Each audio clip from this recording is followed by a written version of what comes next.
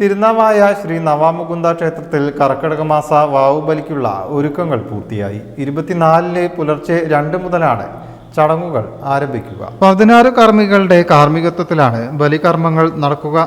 ഗാന്ധി സ്മാരകത്തിലും അമ്പലത്തിന്റെ കിഴക്കേ നടയിലും സാധാരണയുള്ള രശീദ് കൗണ്ടറുകളിലും ഭക്തജനങ്ങൾക്ക് രശീദ് എടുക്കാം. പുലർച്ചെ 3 മുതൽ നിള ഓഡിറ്റോറിയത്തിൽ അന്നദാനവും നടക്കും.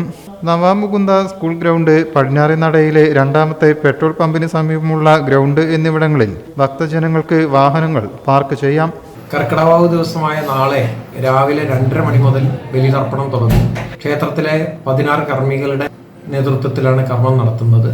ഈ വർഷം ബലികർമ്മം സുഗമമായി നടത്തി പോകുന്നതിന് ആവശ്യമായ എല്ലാ സൗകര്യങ്ങളും ദേവസ്വം ഇവിടെ ഏർപ്പെടുത്തിയിട്ടുണ്ട്.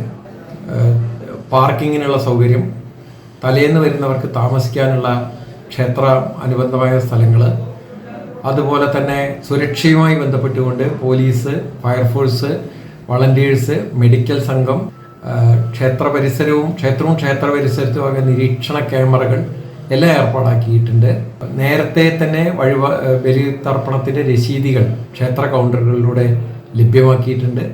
ക്ഷേത്രത്തിൻ്റെ ഗാന്ധി സ്മാരകത്തിന് സമീപവും അതുപോലെ പടിഞ്ഞാറ് ആൽത്തറയ്ക്ക് സമീപവും ബലിതർപ്പണത്തിൻ്റെ രശീതികൾ റോഡിൻ്റെ സൈഡിൽ തന്നെ സജ്ജമാക്കിയിട്ടുണ്ട്.